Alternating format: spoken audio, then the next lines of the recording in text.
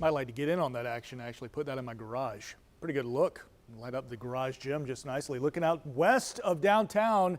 Right now we got some downpours happening, but this will be west of town again, west side of Duval. Current conditions 87, still feeling like 99. That's a little foreshadowing to the rest of our weather story. The heat really building in for the end of the week. So we got layers to this weather story. We're going to talk about the thunderstorms right now as we go to the big wall and look at our radar picture. We've got to look at the 7-day forecast, which includes a return of heat advisory level heat index values. And then, of course, we'll do a little more Erin discussion. Right now, those thunderstorms lining up right along Highway 17, moving out of Clay County, but still some pretty heavy downpours, essentially your entire drive on 17 from Green Cove all the way up through Fleming Island now at Doctors Lake, but extending into Oakleaf and again, the west side of Duval. So if your drive took you out 10 or in 10 towards downtown, you run into a downpour about through Baldwin until you get to some of the west side exits. So let's look way out, some 3,000 miles, 2,800 miles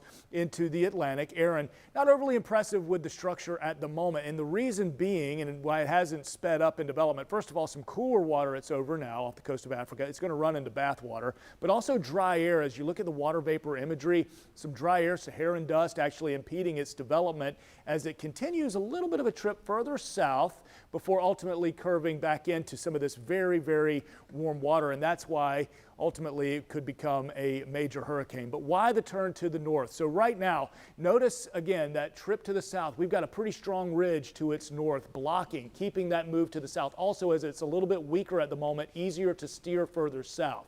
As it moves into the warmer water, strengthens, and we see a weakening in this ridge. Watch what happens between the ridge, almost like it splits between the eastern Atlantic and over the southeast of the United States. It provides just a bit of a hole to move through, meaning kind of able to slide downhill, path of least resistance, while we're seeing the trend of a turn. But I do want to emphasize, so early in this, the 5-day out forecast still has an error of about 150 miles per the National Hurricane Center, so something we continue to watch. For your Wednesday, we're going to be back up to around 94. We'll see more opportunity for showers and storms Wednesday afternoon, moving along that 95 corridor right around 6 to 7 o'clock, and then the 7-day forecast, the heat really returning.